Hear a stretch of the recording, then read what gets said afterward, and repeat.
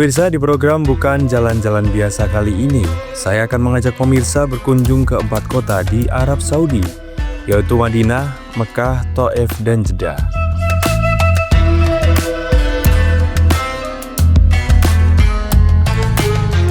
Destinasi pertama adalah Masjid Nabawi di kota Madinah. Masjid yang dibangun Nabi Muhammad SAW pada tahun 622 Masehi. Masjid Nabawi menjadi pusat ibadah, belajar, dan berdoa bagi umat Islam seluruh dunia. Dengan luas kurang lebih 400.500 meter persegi, masjid ini dapat menampung hingga 1 juta jemaah.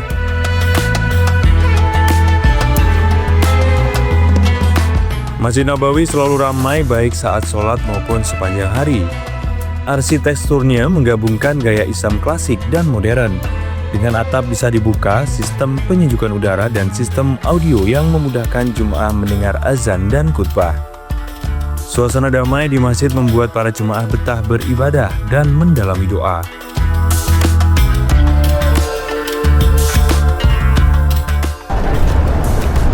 Pemirsa, Masjid Nabawi merupakan salah satu tempat ibadah yang paling ramai dikunjungi saat ibadah umroh.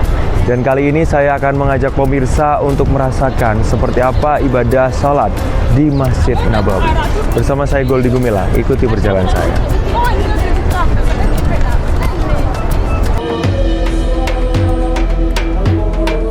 Kali ini saya berkesempatan mengikuti sholat Jumat di Masjid Nabawi. Meskipun ramai, saya berhasil menemukan tempat di lantai atas. Salat di Masjid Nabawi memiliki keutamaan besar. Pahalanya dilipat gandakan hingga 1000 kali dibandingkan masjid lain kecuali Masjidil Haram. Masjid Nabawi termasuk salah satu dari 3 masjid utama yang dianjurkan untuk dikunjungi bersama Masjidil Haram dan Masjid Al-Aqsa.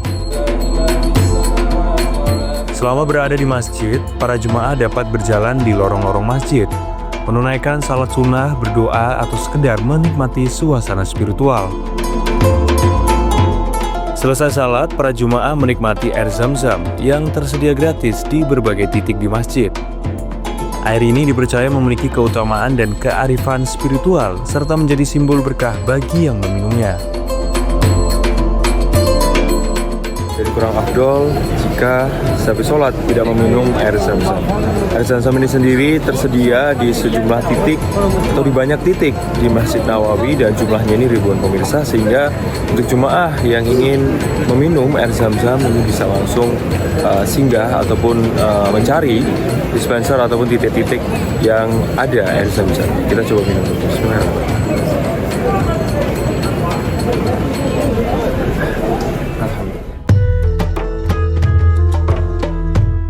Setelah dari Masjid Nabawi, saya bersama rombongan jemaah asal Indonesia menuju Mikot Bir Ali untuk memulai niat ikhram. Selama perjalanan, Mutawif memberikan penjelasan tentang rukun umroh, tata cara tawaf, sa'i, dan hal-hal yang harus dihindari saat memakai ikhram. Para jemaah memperhatikan dengan serius, memanfaatkan waktu untuk berdoa dan menyiapkan diri secara spiritual.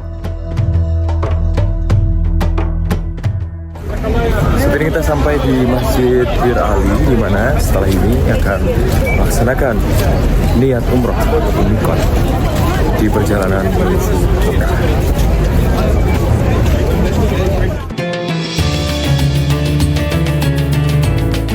Mikot Bir Ali terletak kurang lebih 12 km dari Masjid Nabawi. Kawasan ini dilengkapi masjid besar, tempat wudhu, area mandi, dan parkiran luas. Nama Bir Ali berasal dari sumur yang dikaitkan dengan Ali bin Abu Thalib, sehingga menjadi sebutan populer hingga saat ini. Di sini jemaah memulai niat ikhram sebelum menuju Mekah. Setelah dari Mikot, rombongan menuju Mekah menggunakan kereta cepat Haramain dengan kecepatan hingga 300 km per jam. Perjalanan hanya membutuhkan waktu 2,5 jam, memangkas waktu dibandingkan transportasi biasa. Kereta dirancang khusus untuk jemaah haji dan umroh dengan kapasitas besar dan fasilitas modern. Setibanya di Mekah, saya dan para jemaah langsung menuntaskan rukun umroh, seperti tawaf, sa'i, dan tahalul. Perjalanan di Masjid Nabawi dan Mikot Bir Ali meninggalkan pengalaman spiritual yang mendalam. Dari suasana masjid, kegiatan para jemaah, air zam-zam hingga persiapan ikram di mikot, semua menambah kedalaman iman. Setelah ini, saya akan mengajak pemirsa untuk mengunjungi sejumlah destinasi wisata religi di Tanah Suci. Tetapi bukan jalan-jalan biasa.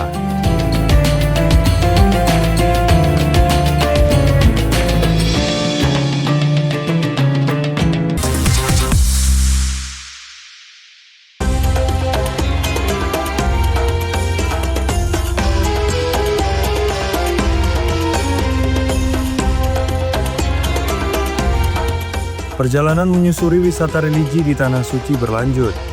Kali ini saya bersama jemaah umroh asal Indonesia mengikuti rangkaian City Tour di Kota Mekah. Dua di antaranya adalah Padang Arafah dan Jabal Rahmah. Perjalanan dari Masjidil Haram ke Padang Arafah menempuh jarak sekitar 20 km dengan waktu tempuh kurang lebih 40 menit. Sepanjang perjalanan, pemandangan Bukit Granit dan gurun pasir khas dataran Timur Tengah menyambut mata, memberikan pengalaman perjalanan yang eksotis dan menenangkan jiwa. Tibalah kami di Padang Arafah. Siang itu, kawasan Arafah ramai dikunjungi jemaah dari berbagai negara. Di sepanjang jalur pedestrian, banyak pedagang menjajakan tasbih, boneka, gamis hingga es krim. Pemirsa, saat ini kita sudah sampai di Padang Arafah, di mana tempat ini merupakan salah satu tempat bersejarah yang sering dikunjungi para jemaah umroh saat melakukan city tour di Kota Mekah. Jaraknya dari Masjidil Haram sekitar 20 km dan tempat ini biasa dipakai untuk tempat wukuf pada tanggal 9 Zulhijjah pada saat prosesi haji. Kita akan coba ekspor ke dalam dan juga coba menaiki bukit di sana. Ikuti perjalanan saya, Goldi Gumilang, dan juru kamera Arga Dumadi di Bukan Jalan-Jalan Biasa.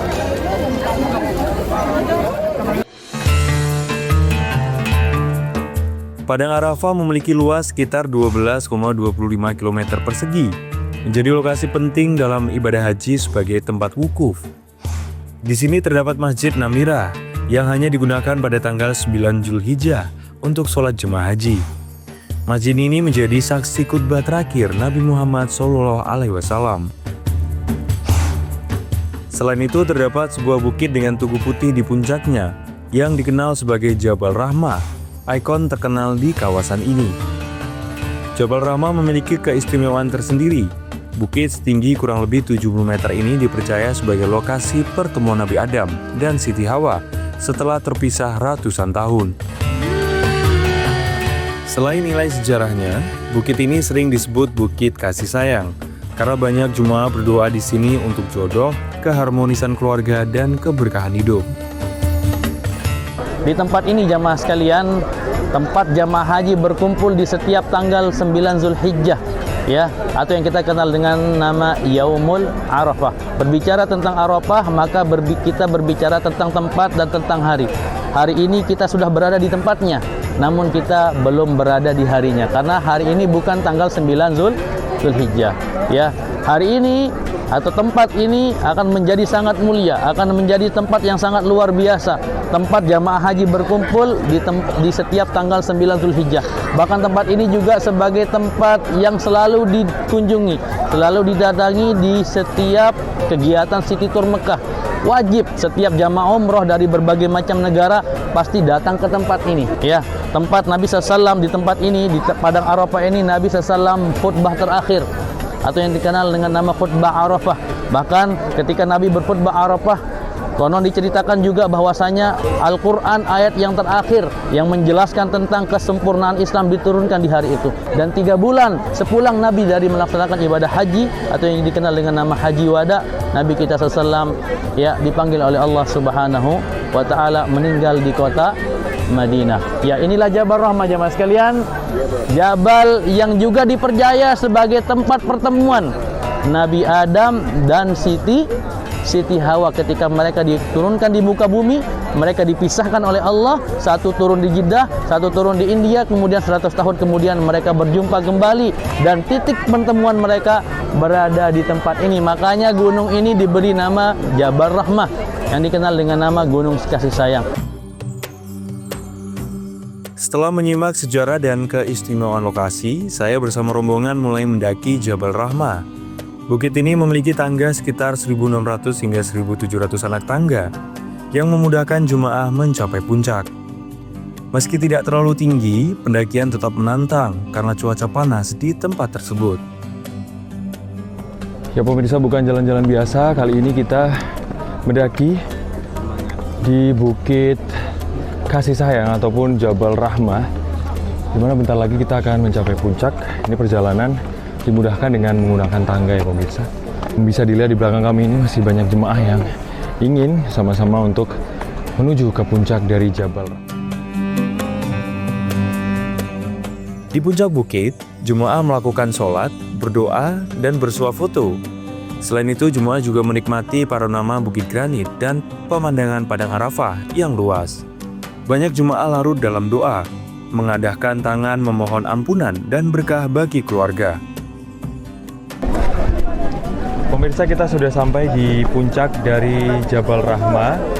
Dan di spot ini pemirsa, biasanya jemaah umroh ada yang melakukan ibadah, ada juga yang hanya bersuah foto bersama keluarga karena tempat ini juga di atas bukit sehingga pemandangan di sekitar Padang Arafah ini terlihat jelas. Sejumlah jemaah asal Indonesia mengaku terharu dan bersyukur bisa berada di Bukit Rahmah yang juga dikenal sebagai Bukit Kasih Sayang. Apalagi ini merupakan pengalaman pertama kali mereka mendaki puncak Bukit Rahmah. Alhamdulillah sangat membuka mata ya, karena selama ini kan cuma dengar ceritanya gitu. Tapi setelah melihat langsung cuman bisa subhanallah sama alhamdulillah aja. Seperti yang dibayangkan nggak sih? Wah, ini luar jauh dari ekspektasi saya. Ini beneran kelihatan bentuknya. Akhirnya juga bisa, alhamdulillah bisa mengunjungi tempat yang cukup monumental ini di Islam. Ini kan kita harus jalan jauh nih, capek nggak sih? Worth it sih buat Worth it sih, dikunjungi. Iya. benar. Bagus banget view-nya dari atas ini. Padang Arafah dan Jabal Rahmah menjadi tempat yang syarat sejarah dan spiritual. Berkunjung ke lokasi ini memberikan pengalaman yang tak terlupakan. Itu tadi pemirsa, bukan jalan-jalan biasa di Padang Arafah, dan kita juga sudah menaiki Bukit Rahmah. Dan saat ini kita akan bergeser ke destinasi lain. Tetap bersama kami di Bukan Jalan-Jalan Biasa.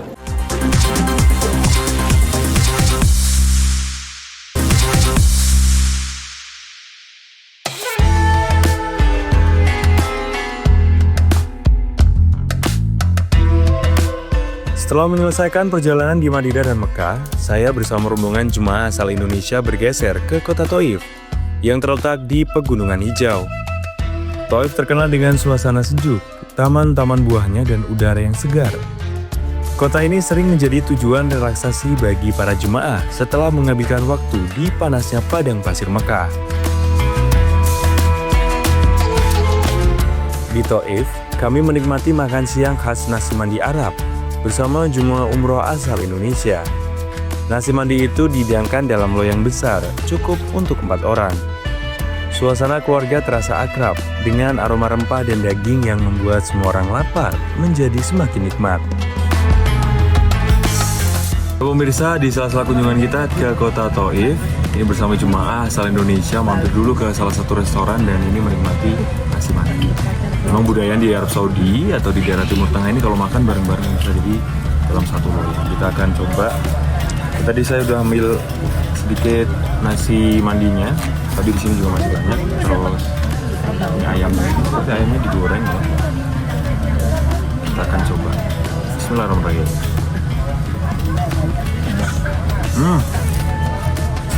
Mantap. Nah kalau di sini pemirsa kan cabenya gede-gede nih. Kita coba ya. Sembari menikmati nasi mandi, ini saya menghabiskan dulu.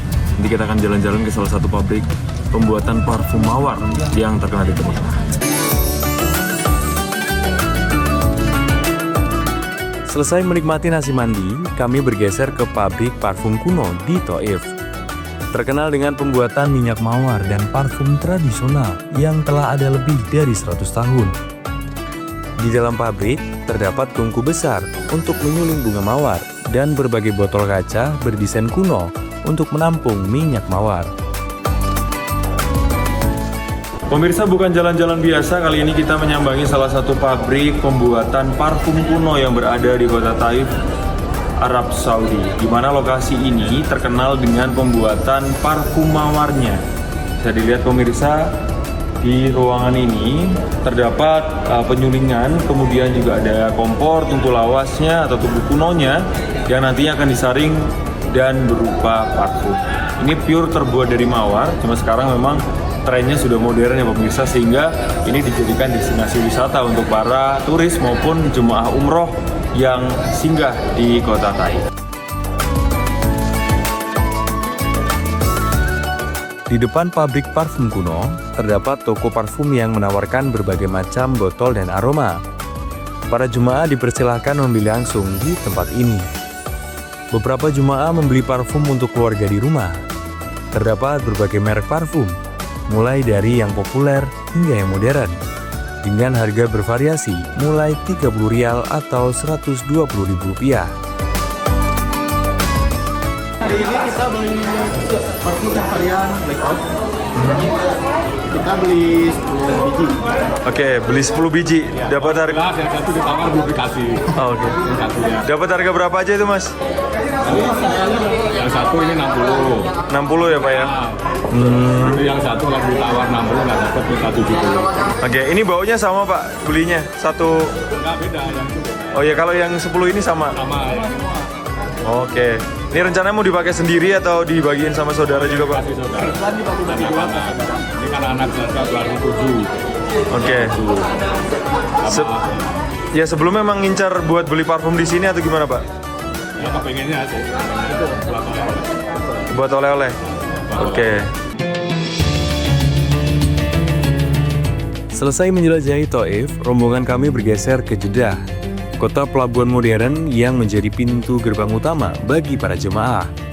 Di sini, kami singgah di toko oleh-oleh murah, di mana pelayan bisa berbicara dalam bahasa Indonesia. Toko ini membuat proses belanjanya mudah dan menyenangkan, terutama bagi para jemaah yang tidak menguasai bahasa Arab. Toko ini menawarkan berbagai macam oleh-oleh, mulai dari kurma berbagai jenis, parfum, sajadah, coklat, hingga kacang khas Arab. Harganya bervariasi, mulai dari Rp10, memudahkan para jemaah untuk memilih sesuai selera dan budget. Ini uang Rp200, dan ini saya berada di salah satu toko di Jeddah, Arab Saudi.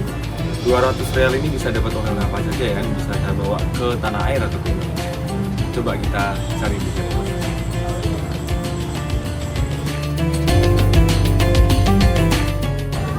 Ini kita dapat 2 coklat karamela, coklat Dubai dengan harga Rp60. Nah, Mas, bikin notanya. Kurma jenis kurma sapue ini 2 kilo Rp110. Rp200 ini saya dapat kurma, kemudian juga parfum dan juga coklat Dubai. Kita akan coba ya. Ibu halal ini satu semprot.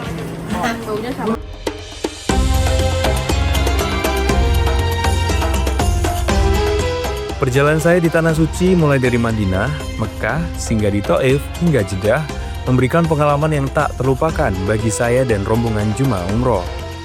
Dari kehangatan Masjid Nabawi, menuntaskan rukun ibadah umroh di Mekah, menikmati kuliner khas Taif hingga membeli oleh-oleh di Jeddah. Setiap momen memperkaya wawasan dan perjalanan spiritual saya di Tanah Suci. Ya, ke tempat oleh-oleh tadi pemirsa, sekaligus menutup episode kali ini di Bukan Jalan-Jalan Biasa episode negara Arab Saudi. Saya Goldi Gumilang dan juru kamera Arga Dumadi pamit undur diri. Wassalamualaikum warahmatullahi wabarakatuh.